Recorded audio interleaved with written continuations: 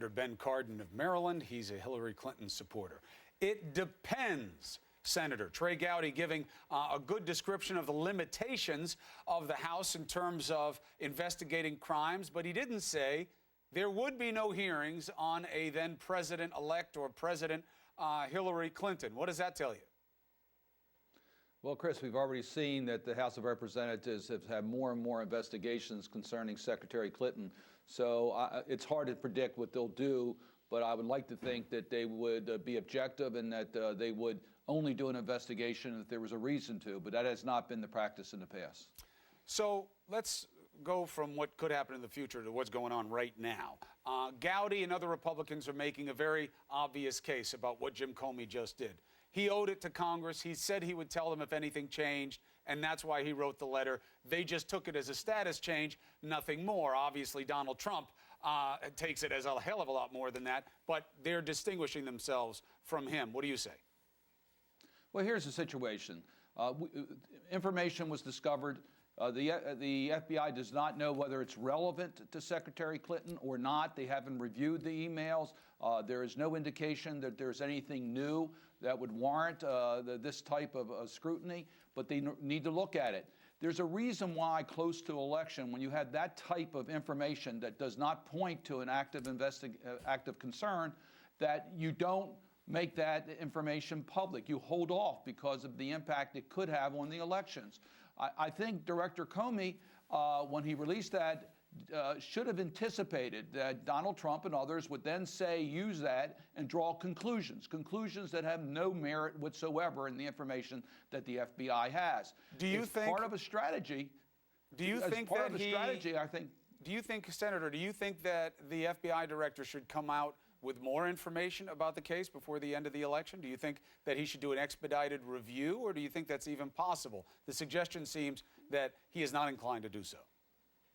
Well, first, I don't think he should have sent that notice to Congress. Secondly, now that he's done that, yes, I think it's important that that information be made more public so the public can draw conclusions rather than having Donald Trump and others draw their own conclusions that just are without any merit to the information that's available. The criticism is to make more public.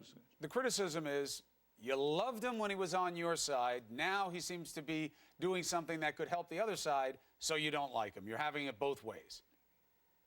Well, quite frankly, I would like to see investigations done out of the spotlight of the public. But Director Comey was the one who made his decisions.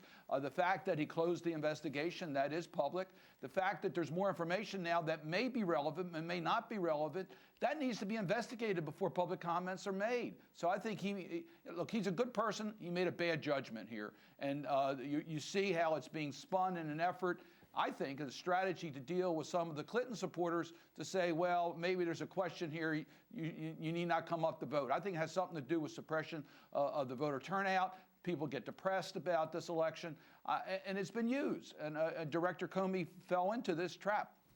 Well, you got to be careful about that, right? Because if he fell into a trap of others, then that's, as you say, maybe a bad judgment. If you say that he is part of that trap, then that would go to the Hatch Act. And that's what Harry Reid was suggesting. You don't go that far.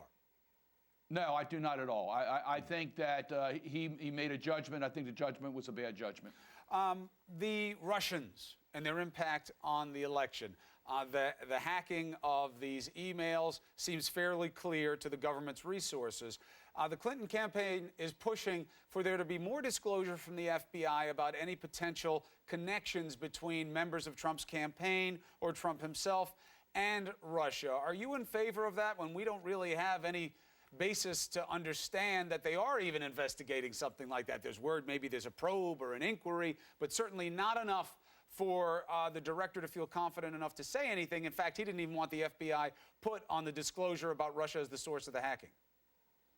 Chris, I have deep concerns about Russia's engagement here in the United States. I have serious concerns about Donald Trump's international involvements. I would like to see his tax returns. We have a right to see his tax returns. He's running for president of the United States. I think that could be telling as to his international dealings as well as his use of our tax code. That's relevant information. Russia's involvement in the U.S. elections are important information. And any those associated with the Trump campaign and their association with Russia are all very, very relevant. But I stand by the point, this close to an election, you don't want to have the FBI, if there are active investigations going forward, they should be very cautious as to what they make public, because it will be used in a political way. That's why I thought it was absolutely wrong to send a letter to Congress a few days before an election. Senator Ben Cardin, thank you very much for being on New Day, as always.